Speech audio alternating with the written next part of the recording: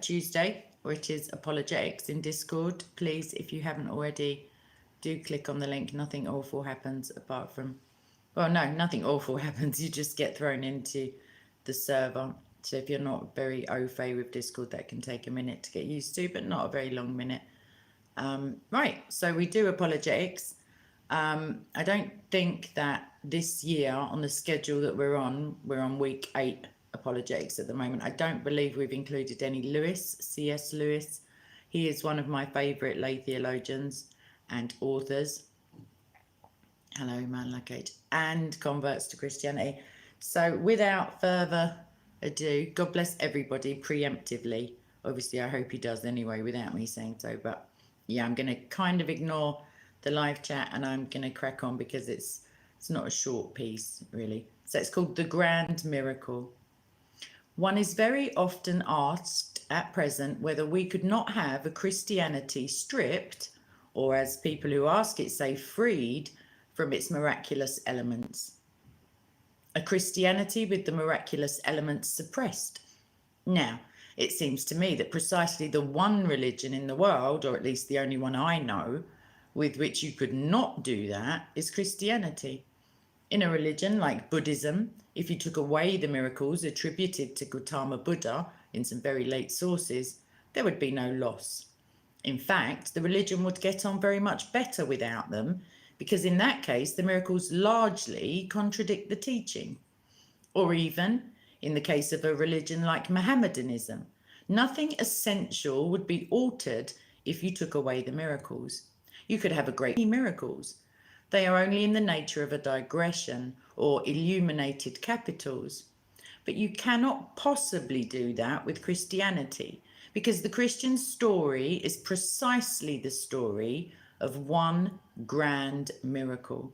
The Christian assertion being that what is beyond all space and time, which is uncreated, eternal, came into nature, into human nature, descended into his own universe and rose again, bringing nature up with him. It is precise. There may be many admirable human things which Christianity shares with all other systems in the world, but there would be nothing specifically Christian. Conversely, once you have accepted that, then you will see that all other well-established Christian miracles, because of course there are ill-established Christian miracles, there are Christian legends just as much as there are heathen legends or modern journalistic legends. You will see that all the well-established Christian miracles are part of it, that they all either prepare for or exhibit or result from the incarnation. Just as every natural event exhibits the total character of the natural universe at a particular point and space of time, so every miracle exhibits the character of the incarnation. Now, if one asks whether that grand central miracle in Christianity is itself probable or improbable, of course, quite clearly, you cannot be applying Hume's kind of probability. You cannot mean a probability based on statistics, according to which the more often a thing has happened, the more likely it is to happen again. The more often you get indigestion from eating a certain food, the more probable it is, if you eat it again, that you will again have indigestion. Certainly, the incarnation cannot be probable in that sense. It is of its very nature to have happened only once. But then it is of the very nature of the history of this world to have happened only once, and if the incarnation happened at all, it is the central chapter of that history. It is impossible in the same way in which the whole of nature is improbable, because it is only there once and will happen only once. So one must apply to it a quite different kind of standard. I think we are rather in some great work, either a symphony or a novel.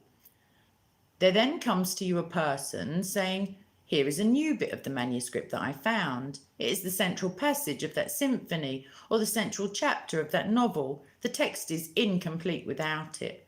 I have got the missing passage, which is really the centre of the whole work. The only thing you could do would be to put this new piece of the manuscript in that central position and then see how it reacted on the whole of the rest of the work. which you had not noticed before, then I think you would decide it authentic. On the other hand, if it failed to do that, then, however attractive it was in itself, you would reject it. Now, what is the missing chapter in this case? The chapter which Christians are offering. The story of the incarnation is the story of a descent and resurrection. When I say resurrection here, I am not referring simply to the first few hours or the first few weeks of the resurrection. I am talking of this whole huge pattern of descent, down, down, and then up again. What we ordinarily call the resurrection being just, so to speak, the point at which it turns. Think what that descent is. The coming down, not only into humanity, but into those 9 months which precede human birth, in which they tell us we all recapitulate strange pre-human, subhuman forms of life, and going lower still into being a corpse, a thing which, if this ascending movement had not begun, would presently have passed out of the organic altogether and have gone back into the inorganic, as all corpses do. One has a picture of someone going right down and dredging the sea bottom. One has a picture of a strong man trying to lift a very big, complicated burden. He stoops down and gets himself right under it so that he himself disappears. And then he straightens his back and moves off with the whole thing swaying on his shoulders. Or else one has the picture of a diver, stripping off garment after garment, making himself naked, then flashing for a moment in the air, and then down through the green and warm and sunlit water into the pitch black, cold, freezing water, down into the mud and slime, then up again, his lungs almost bursting, back again to the green and warm and sunlit water, and then at last out into the sunshine, holding in his hand the dripping thing he went down to get. This thing is human nature, but associated with it all nature, the new universe. That indeed is a point I cannot go into, because it would take a whole sermon, this connection between human nature. Now, as soon as you have thought of this pattern of the huge dive down to the bottom into the depths of the universe and coming up again into the light, everyone will see at once how that is imitated and echoed by the principles of the natural world, the descent of the seed into the soil and its rising again in the plants. There are also all sorts of things in our own spiritual life where a thing has to be killed and broken in order that it may then become bright and strong and splendid. The analogy is obvious. In that sense, the doctrine fits in very well. So well, in fact, that immediately there comes the suspicion, is it not fitting in a great deal too well? In other words, does not the Christian story show this pattern of descent and reascent? Because that is part of all the nature religions of the world. We have read about it in the Golden Bough. We know all about Adonis and the stories of the rest of those rather tedious people. Is not this one more instance of the same thing, the dying god? Well, yes, it is. That is what makes the question subtle. What the anthropological critic of Christianity is always saying is perfectly true. Christ is a figure of that sort.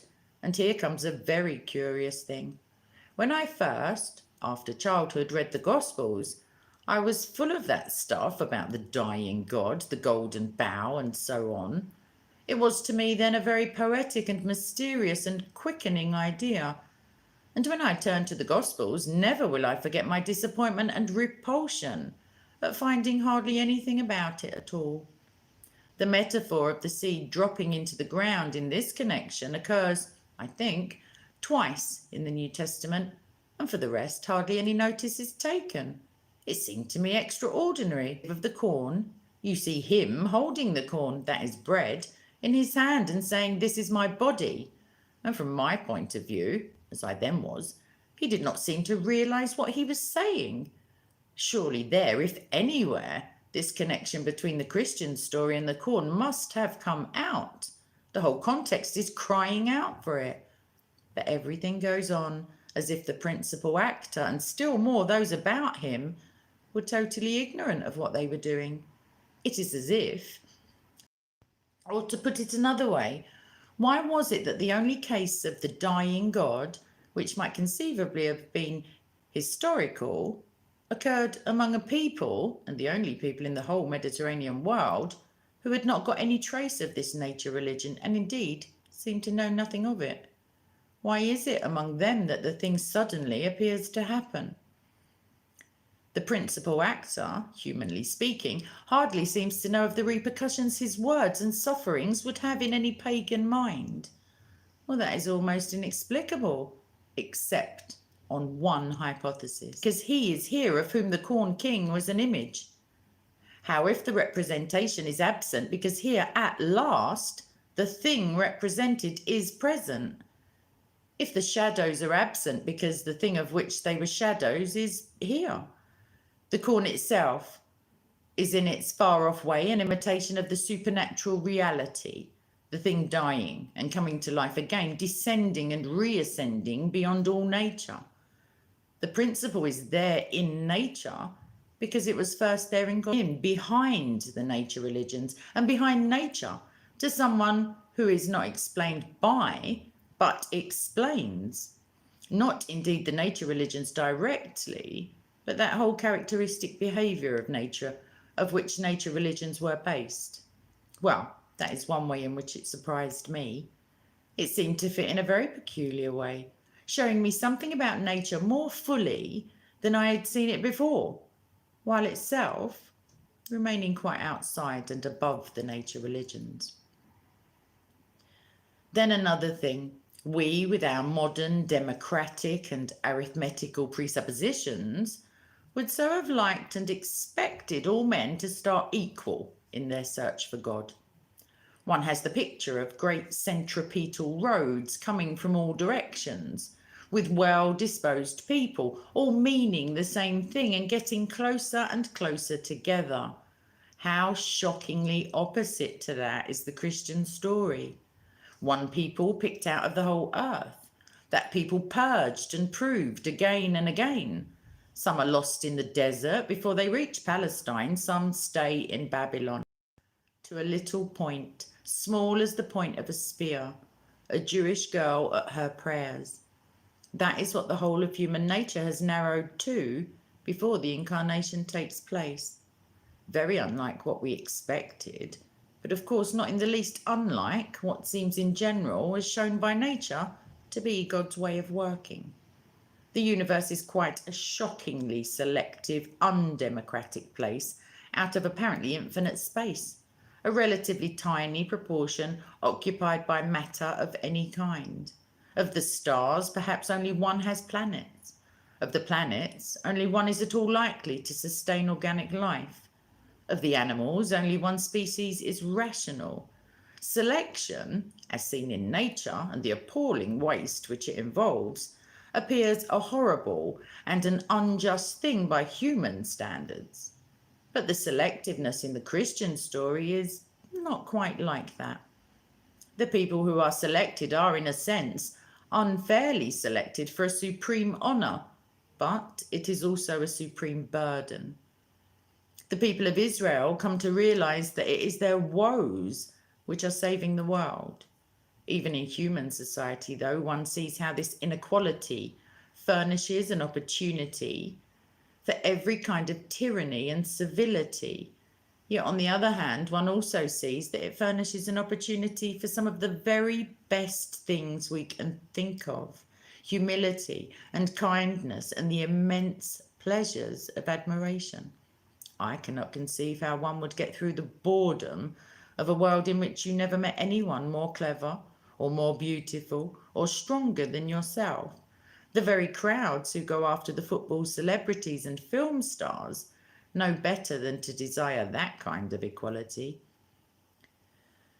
What the story of the incarnation seems to be doing is to flash a new light on a principle in nature and to show for the first time that this principle of inequality in nature is neither good nor bad. It is a common theme running through both the goodness and badness of the natural world, and I begin to see how it can survive as a supreme beauty in a redeemed universe. And with that, I have unconsciously passed over to the third, because those selected for the great honour are also selected for the great suffering, and their suffering heals others.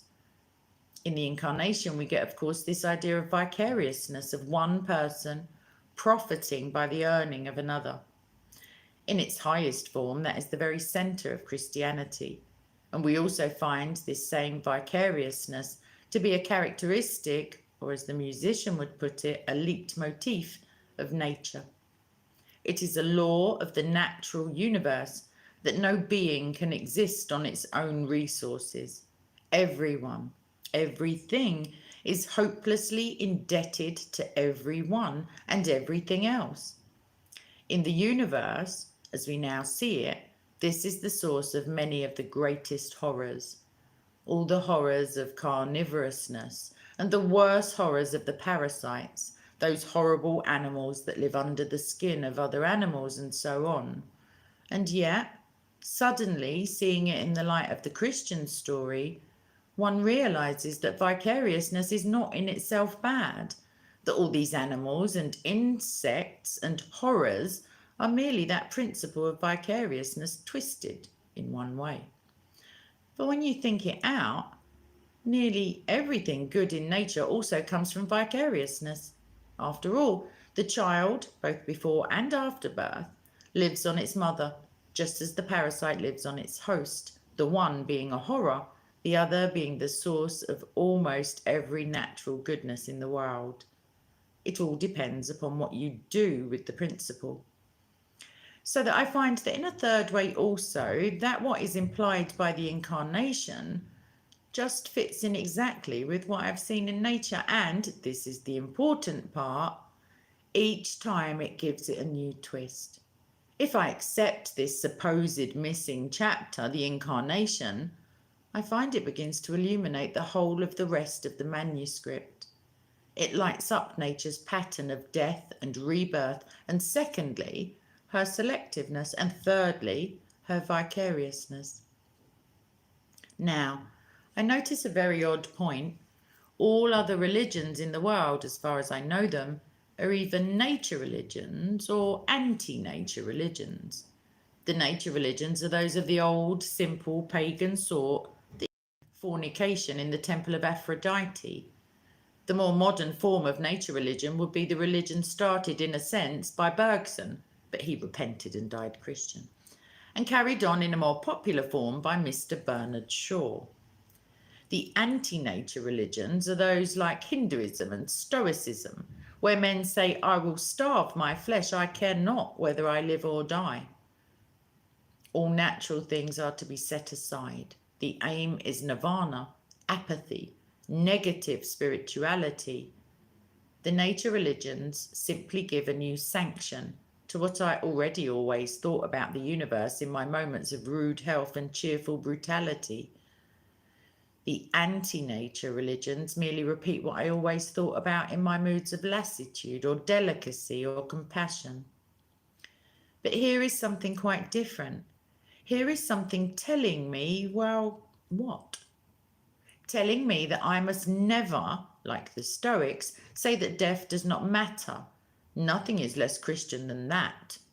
Death, which made life himself, shed tears at the grave of Lazarus, and shed tears of blood in Gethsemane. This is an appalling horror, a stinking indignity. You remember Thomas Brown's splendid remark, I am not so much afraid of death as ashamed of it. And yet, somehow or other, infinitely good. Christianity does not simply affirm or simply deny the horror of death. It tells me something quite new about it. Again, it does not, like Nietzsche, simply confirm my desire to be stronger or cleverer than other people. On the other hand, it does not allow me to say, oh Lord, won't there be a day when everyone will be as good as everyone else? In the same way about vicariousness. It will not in any way allow me to be an exploiter, to act as a parasite on other people. yet it will not allow me any dream of living on my own. It will teach me to accept with glad humility the enormous sacrifice that others make for me, as well as to make sacrifices for others. That is why I think this grand miracle is the missing chapter in this novel, the chapter on which the whole plot turns. That is why I believe that God really has dived down into the bottom. The miracles that have already happened are, of course, as scripture so often says, the first fruits of that cosmic summer which is presently coming on. Christ has risen, and so we shall rise. St. Peter, for a few seconds, walked on the water, and the day will come when there will be a remade universe, infinitely obedient to the will of glorified and obedient men. When we can do all things, when we shall be those gods that we are described as being in Scripture. To be sure, it feels wintry enough still, but often in the very early spring it feels like that. 2,000 years are only a day or two by this scale. A man really ought to say the resurrection happened 2,000 years ago, in the same spirit in which he says, I saw a crocus yesterday, because we know what is coming behind the crocus. The spring comes slowly down this way, but the great thing is that the corner has been turned. There is, of course, this difference. In the natural spring, the crocus cannot choose whether it will respond or not. We can. We have the power either of withstanding the spring and sinking back in those high midsummer pomps in which our leader, the Son of Man, already dwells, and to which he is calling us. It remains with us to follow or not, to die in this winter, or to go on into that spring and that summer. Okay, thank you, Lewis. Right, so let me just have a little look-see at the comments. Yeah, I will continue having a chat in Discord after this, because I do notice that it keeps like buffering, or I don't know, it happened a few times, which isn't very good. But in future, I'll use my computer rather than my phone. So does anybody, I know it's pretty wordy, and it really, I think, I prefer, Lewis, I think, in text, because you get to kind of digest what he's saying a little more and reread sometimes. Sorry about the buffering. I think when it replays, I'm not a tech wizard apart from switch it off and switch it on again, but I think it just works out like Romans 8:28 style, really, hopefully. So, yeah. All right, then. So, if there's, let me see who's in here. But the link is in all of the Soko films and my previous videos. You just click the Discord link and we will see you. Like literally, you just, I don't know, sign in the once and then that's the lot. Also, Dragona as well. You're more than welcome. And Peter, how are you? I don't see you often enough nowadays. So yeah, please do come into Discord. Like, share, subscribe, comment. What was that? I was going to make a point yesterday that I forgot. And it's a very brief point because I never, to be honest, listened to Ravi Zacharias at all. But I knew the name.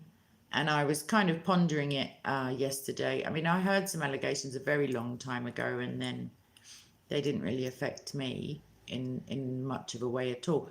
But then I was thinking, what if, you know, there must be people out there who have come to Christ through that ministry, and they may be feeling slightly insecure or disillusioned or something of that description.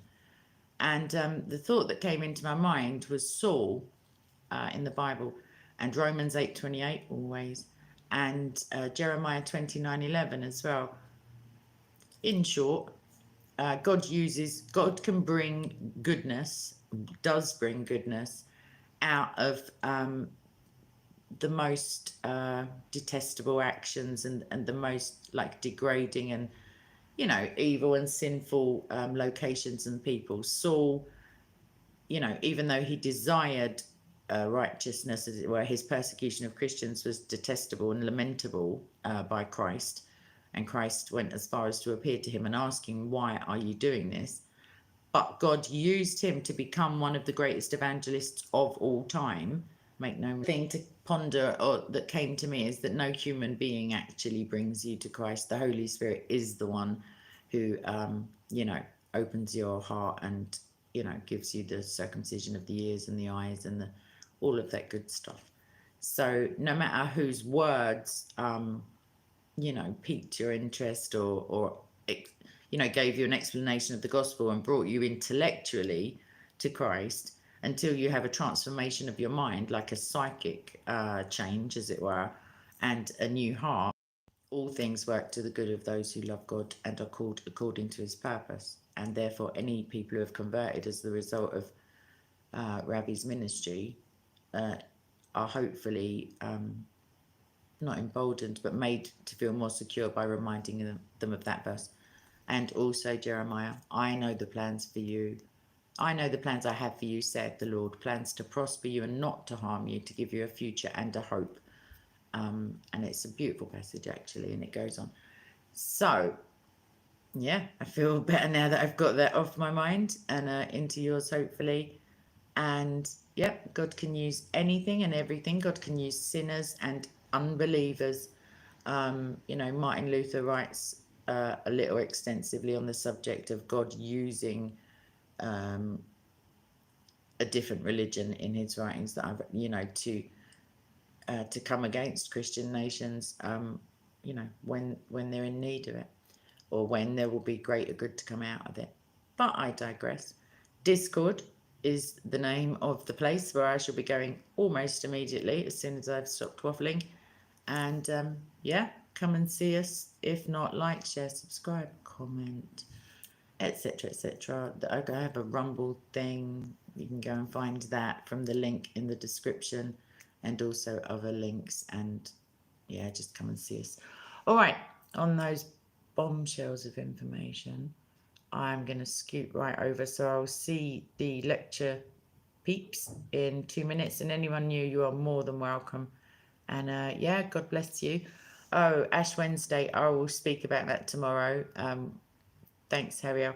We will run through, like, it can seem a little bizarre, I guess, when you look into it, but can't all good things. So yeah, all right. Enjoy your pancakes if you're having them, and I'll see you soon. God bless. Bye-bye.